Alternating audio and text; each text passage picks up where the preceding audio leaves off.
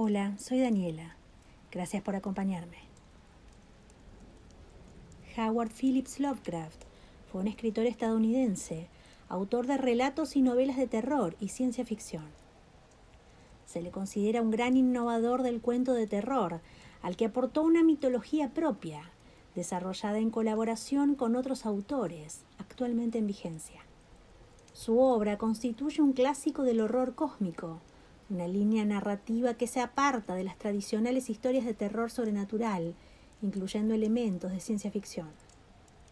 Su familia provenía de una distinguida tradición burguesa venida a menos, razón que marcó, en buena medida, la personalidad elitista del autor.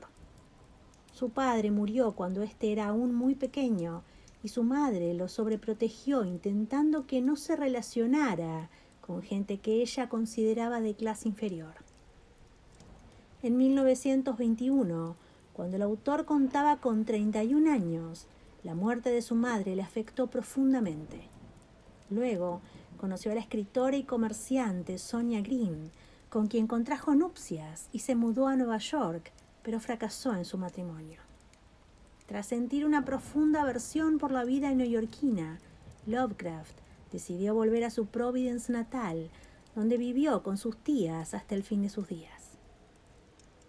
Este cuento relata la historia de Crawford Tillinghast, un científico loco que diseña un dispositivo capaz de estimular la glándula pineal, lo cual le permite a los sujetos tratados percibir otros planos de existencia fuera del alcance de nuestros 5 sentidos.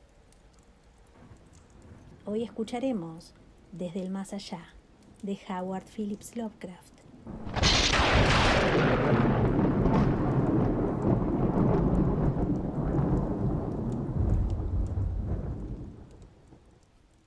Inconcebiblemente espantoso era el cambio que se había operado en Crawford Tillinghast, mi mejor amigo.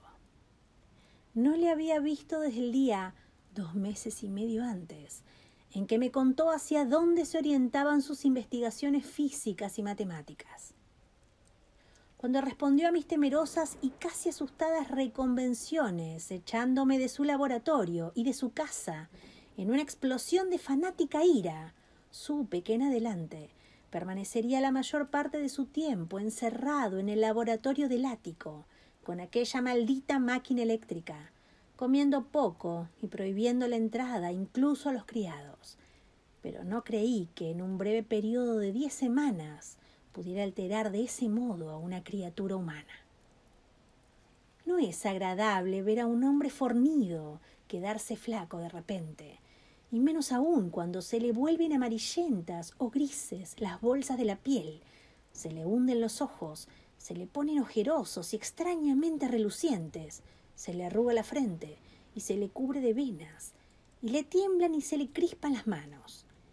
Y si a eso se añade una repugnante falta de aseo, un completo desalineo en la ropa, una negra pelambrera que comienza a encanecer por la raíz y una barba blanca crecida en un rostro en otro tiempo afeitado, el efecto general resulta horroroso. Pero ese era el aspecto de Crawford Tillinghast la noche en que su casi incoherente mensaje me llevó a su puerta, después de mis semanas de exilio. Ese fue el espectro que me abrió temblando, vela en mano, y miró furtivamente por encima del hombro, como temeroso de los seres invisibles de la casa vieja y solitaria, retirada de la línea de edificios que formaban Benevolent Street. Fue un error que Crawford Tillinghast se dedicara al estudio de la ciencia y la filosofía. Estas materias deben dejarse para el investigador frío e impersonal, ya que ofrecen 2 alternativas igualmente trágicas al hombre de sensibilidad y de acción: la desesperación si fracasa en sus investigaciones, y el terror inexpresable e inimaginable si triunfa. Tillinghast había sido una vez víctima del fracaso, solitario y melancólico, pero ahora comprendí, con angustiado temor, que era víctima del éxito. Efectivamente, se lo había advertido 10 semanas antes, cuando me espetó la historia de lo que presentía que estaba a punto de descubrir. Entonces excitó y se congestionó, hablando con voz aguda y afectada, aunque siempre pedante. ¿Qué sabemos nosotros?, había dicho, del mundo y del universo que nos rodea. Nuestros medios de percepción son absurdamente escasos y nuestra noción de los objetos que nos rodean infinitamente estrecha. Vemos las cosas solo según la estructura de los órganos con que las percibimos y no podemos formarnos una idea de su naturaleza absoluta. Pretendemos abarcar el cosmos complejo e ilimitado con 5 débiles sentidos, cuando otros seres dotados de una gama de sentidos más amplia y vigorosa, o simplemente diferente, podrían no solo ver de manera muy distinta las cosas que nosotros vemos, sino que podrían percibir y estudiar mundos enteros de materia, de energía y de vida que se encuentran al alcance de la mano, aunque son imperceptibles a nuestros sentidos actuales. Siempre he estado convencido de que esos mundos extraños e inaccesibles están muy cerca de nosotros, y ahora creo que he descubierto un medio de traspasar la barrera. No bromeo. Dentro de 24 horas, esa máquina que tengo junto a la mesa generará ondas que actuarán sobre determinados órganos sensoriales existentes en nosotros en estado rudimentario o de atrofia. Esas ondas nos abrirán numerosas perspectivas ignoradas por el hombre, algunas de las cuales son desconocidas para todo lo que consideramos vida orgánica. Veremos lo que hace aullar a los perros por las noches y enderezar las orejas a los gatos después de las 12. Veremos esas cosas y otras que jamás ha visto hasta ahora ninguna criatura. Traspondremos el espacio, el tiempo y las dimensiones, y sin desplazamiento corporal alguno, nos asomaremos al fondo de la creación. Cuando oí a Tillinghast decir estas cosas, le amonesté, porque le conocía lo bastante como para sentirme asustado, más que divertido. Pero era un fanático y me echó de su casa. Ahora no se mostraba menos fanático, aunque su deseo de hablar se había impuesto a su resentimiento y me había escrito imperativamente con una letra que apenas reconocía. Al entrar en la morada del amigo tan súbitamente metamorfoseado en gárgola temblorosa, me sentí contagiado del terror que parecía acechar en todas las sombras. Las palabras y convicciones manifestadas 10 semanas antes parecían haberse materializado en la oscuridad que reinaba más allá del círculo de luz de la vela, y experimenté un sobresalto al oír la voz cavernosa y alterada de mi anfitrión. Deseé tener cerca a los criados, y no me gustó cuando dijo que se habían marchado todos hacía 3 días. Era extraño que el viejo Gregory, al menos, hubiese dejado a su señor sin decírselo a un amigo fiel como yo. Era él quien me había tenido al corriente sobre Tillinghast desde que me echara furiosamente. Sin embargo, no tardé en subordinar todos los temores a mi creciente curiosidad y fascinación.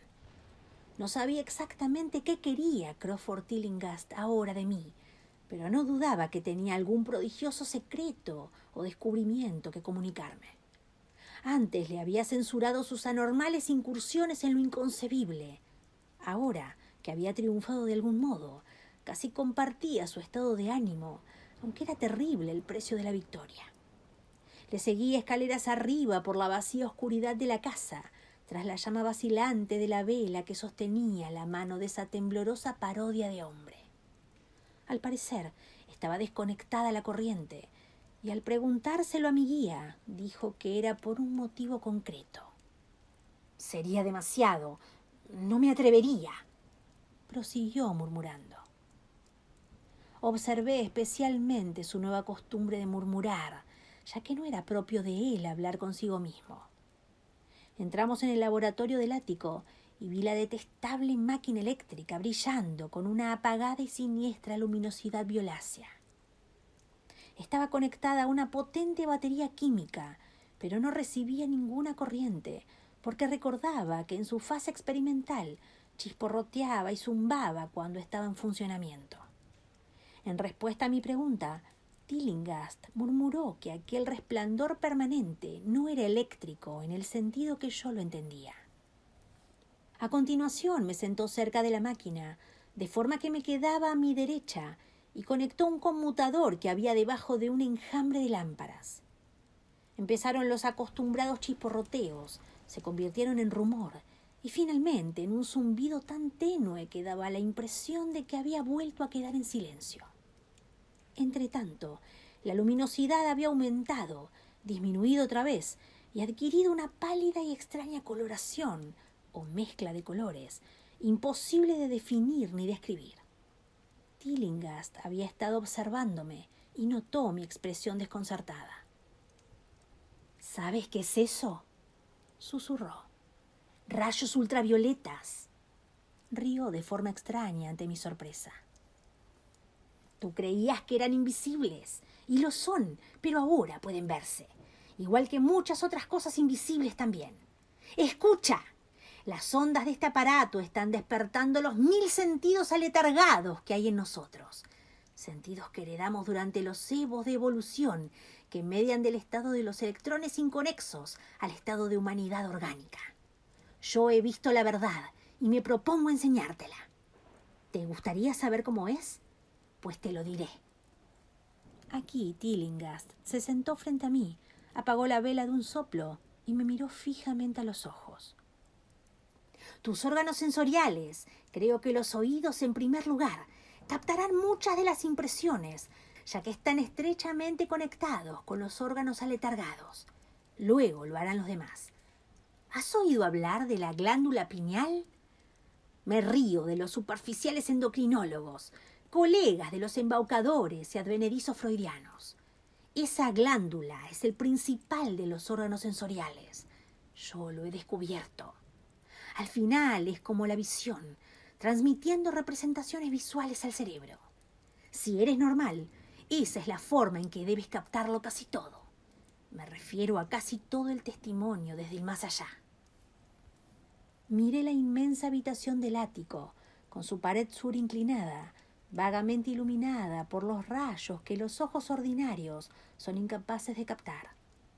Los rincones estaban sumidos en sombras y toda la estancia había adquirido una brumosa irrealidad que emborronaba su naturaleza e invitaba a la imaginación a volar y fantasear. Durante el rato que Tillinghast estuvo en silencio, me imaginé en medio de un templo enorme e increíble de dioses largo tiempo desaparecidos, de un vago edificio con innumerables columnas de negra piedra que se elevaban desde un suelo de losas húmedas hacia unas alturas brumosas que la vista no alcanzaba a determinar. La representación fue muy vívida durante un rato, pero gradualmente fue dando paso a una concepción más horrible, la de una absoluta y completa soledad en el espacio infinito, donde no había visiones ni sensaciones sonoras. Era como un vacío, nada más, y sentí un miedo infantil que me impulsó a sacarme del bolsillo el revólver que de noche siempre llevo encima, desde la vez que me asaltaron en East Providence. Luego, de las regiones más remotas, el ruido fue cobrando suavemente realidad. Era muy débil, sutilmente vibrante, inequívocamente musical, pero tenía tal calidad de incomparable frenesí que sentí su impacto como una delicada tortura por todo mi cuerpo. Experimenté la sensación que nos produce el arañazo fortuito sobre un cristal esmerilado. Simultáneamente, noté algo así como una corriente de aire frío que pasó junto a mí, al parecer en dirección al ruido distante. Aguardé con el aliento contenido y percibí que el ruido y el viento iban en aumento, produciéndome la extraña impresión de que me encontraba atado a unos raíles por los que se acercaba una gigantesca locomotora. Empecé a hablarle a Tillinghast e instantáneamente se disiparon todas estas inusitadas impresiones. Volví a ver al hombre, las máquinas brillantes y la habitación oscuras. Tillinghast sonrió repulsivamente al ver el revólver que yo había sacado casi de manera inconsciente. Pero por su expresión comprendí que había visto y oído lo mismo que yo, sino más. Le conté en voz baja lo que había experimentado y me pidió que me estuviese lo más quieto y receptivo posible. «No te muevas», me advirtió, «porque con estos rayos pueden vernos, del mismo modo que nosotros podemos ver. Te he dicho que los criados se han ido, aunque no te he contado cómo. Fue por culpa de esa estúpida ama de llaves. Encendió las luces de abajo, después de advertirle yo que no lo hiciera, y los cielos captaron vibraciones simpáticas. Debió de ser espantoso. Pude oír los gritos desde aquí, a pesar de que estaba pendiente de lo que veía y oía en otra dirección. Más tarde me quedé horrorizado al descubrir montones de ropa vacía por toda la casa. Las ropas de la señora Updike estaban en el vestíbulo, junto a la llave de luz. Por eso sé que fue ella quien encendió. Pero mientras no nos movamos, no correremos peligro. Recuerda que nos enfrentamos con un mundo terrible en el que estamos prácticamente desamparados. ¡No te muevas! El impacto combinado de la revelación y la brusca orden me produjo una especie de parálisis, y en el terror mi mente se abrió otra vez a las impresiones procedentes de lo que Tillinghast llamaba desde el más allá. Me encontraba ahora en un vórtice de ruido y movimiento, acompañados de confusas representaciones visuales. Veía los contornos borrosos de la habitación, pero de algún punto del espacio parecía brotar una hirviente columna de nubes o formas imposibles de identificar que traspasaban el sólido techo por encima de mí, a mi derecha. Luego volví a tener la impresión de que estaba en un templo, pero esta vez los pilares llegaban hasta un océano aéreo de luz, del que descendía un rayo cegador a lo largo de la brumosa columna que antes había visto. Después, la escena se volvió casi enteramente calidoscópica, y en la mezcolanza de imágenes, sonidos e impresiones sensoriales inidentificables, sentí que estaba a punto de disolverme o de perder de alguna manera mi forma sólida. Siempre recordaré una visión deslumbrante y fugaz. Por un instante me pareció ver un trozo de extraño cielo nocturno, poblado de esferas brillantes que giraban sobre sí, y mientras desaparecía, vi que los soles resplandecientes componían una constelación o galaxia de trazado bien definido.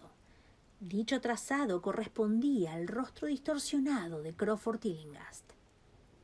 Un momento después, sentí pasar unos seres enormes y animados, unas veces rozándome y otras caminando o deslizándose sobre mi cuerpo supuestamente sólido, y me pareció que Tillinghast los observaba como si sus sentidos, más avesados, pudieran captarlos visualmente. Recordé lo que había dicho de la glándula pineal y me pregunté qué estaría viendo con ese ojo preternatural. De pronto me di cuenta de que yo también poseía una especie de visión aumentada. Por encima del caos de luces y sombras se alzó una escena que, aunque vaga, estaba dotada de solidez y estabilidad. Era en cierto modo familiar, ya que lo inusitado se superponía al escenario terrestre habitual a la manera como la escena cinematográfica se proyecta sobre el telón pintado de un teatro. Vi el laboratorio del ático, la máquina eléctrica y la poco agraciada figura de Tillinghast enfrente de mí, pero no había vacía la más mínima fracción del espacio que separaba todos estos objetos familiares. Un sinfín de formas indescriptibles, vivas o no, se mezclaban entre medias en repugnante confusión, y junto a cada objeto conocido se movían mundos enteros y entidades extrañas y desconocidas. Asimismo, parecía que las cosas cotidianas entraban en la composición de otras desconocidas y viceversa. Sobre todo, entre las entidades vivas había negrísimas y gelatinosas monstruosidades que temblaban flácidas en armonía con las vibraciones procedentes de la máquina. Estaban presentes en repugnante profusión y, para horror mío, descubrí que se superponían, que eran semifluidas y capaces de interpenetrarse mutuamente y de atravesar lo que conocemos como cuerpos sólidos. No estaban nunca quietas, sino que parecían moverse con algún propósito maligno. A veces se devoraban unas a otras, lanzándosela atacante sobre la víctima y eliminándola instantáneamente de la vista. Comprendí, con un estremecimiento, qué era lo que había hecho desaparecer a la desventurada servidumbre, y ya no fui capaz de apartar dichas entidades del pensamiento, mientras intentaba captar nuevos detalles de este mundo recientemente visible que tenemos a nuestro alrededor. Pero Tillinghast me había estado observando y decía algo. ¿Los ves? ¿Los ves? ¿Ves a esos seres que flotan y aletean en torno tuyo y a través de ti a cada instante de tu vida? ¿Ves las criaturas que pueblan lo que los hombres llaman el aire puro y el cielo azul? ¿No he conseguido romper la barrera? ¿No te he mostrado mundos que ningún hombre vivo ha visto? Oí que gritaba a través del caos y vi su rostro insultantemente cerca del mío. Sus ojos eran dos pozos llameantes que me miraban con lo que ahora sé que era un odio infinito. La máquina zumbaba de manera detestable. ¿Crees que fueron esos seres que se contorsionan torpemente los que aniquilaron a los criados? ¡Imbécil! Esos son inofensivos. Pero los criados han desaparecido, ¿no es verdad? Tú trataste de detenerme. Me desalentabas cuando necesitaba hasta la más pequeña migaja de aliento. Te asustaba enfrentarte a la verdad cósmica, condenado cobarde. Pero ahora te tengo a mi merced. ¿Qué fue lo que aniquiló a los criados? ¿Qué fue lo que les hizo dar aquellos gritos? No lo sabes, ¿verdad? Pero enseguida lo vas a saber. Mírame, escucha lo que voy a decirte. ¿Crees que tienen realidad las nociones de espacio, de tiempo y de magnitud? ¿Supones que existen cosas tales como la forma y la materia? Pues yo te digo que he alcanzado profundidades que tu reducido cerebro no es capaz de imaginar. Me he asomado más allá de los confines del infinito y he invocado a los demonios de las estrellas. He cabalgado sobre las sombras que van de mundo en mundo, sembrando la muerte y la locura. Soy dueño del espacio, ¿me oyes? Y ahora hay entidades que me buscan, seres que devoran y disuelven, pero sé la forma de eludirlas. Es a ti a quien atraparán, como cogieron a los criados. ¿Se remueve el Señor? Te he dicho ya que es peligroso moverse. Te he salvado antes al advertirte que permanecieras inmóvil, al fin de que vieses más cosas y escuchases lo que tengo que decir. Si te hubieses movido, hace rato que se habrían arrojado sobre ti. No te preocupes, no hacen daño, como no se lo hicieron a los criados. Fue el verlos lo que les hizo gritar de aquella forma a los pobres diablos. No son agraciados mis animales favoritos. Vienen de un lugar cuyos cánones de belleza son muy distintos. La desintegración es totalmente indolora, te lo aseguro, pero quiero que los veas. Yo estuve a punto de verlos, pero supe detener la visión. ¿No sientes curiosidad? Siempre he sabido que no era científico. Siempre he sabido que no era científico. Estás temblando, ¿eh? Temblando de ansiedad por ver las últimas entidades que he logrado descubrir. ¿Por qué no te mueves entonces? ¿Estás cansado? Bueno, no te preocupes, amigo mío, porque ya vienen. Mira, mira, maldito, mira. Ahí, en tu hombro izquierdo. Lo que queda por contar es muy breve, y quizá lo sepáis ya por las notas aparecidas en los periódicos. La policía oyó un disparo en la casa de Tillinghast y nos encontró allí a los dos, a Tillinghast muerto y a mí inconsciente. Me detuvieron porque tenía el revólver en la mano, pero me soltaron 3 horas después, al descubrir que había sido un ataque de apoplejía lo que había acabado con la vida de Tillinghast, y comprobar que había dirigido el disparo contra la dañina máquina que ahora yacía inservible en el suelo del laboratorio. No dije nada sobre lo que había visto, por temor a que el forense se mostrase escéptico, pero por la vaga explicación que le di, el doctor comentó que sin duda yo había sido hipnotizado por el homicida y vengativo demente. Quisiera poder creerle. Se sosegarían mis destrozados nervios si dejara de pensar lo que pienso sobre el aire y el cielo que tengo por encima de mí y a mi alrededor. Jamás me siento a solas ni a gusto, y a veces, cuando estoy cansado, tengo la espantosa sensación de que me persiguen. Lo que me impide creer en lo que dice el doctor es este simple hecho: que la policía no encontró jamás los cuerpos de los criados que dicen que Crawford Tillinghast mató.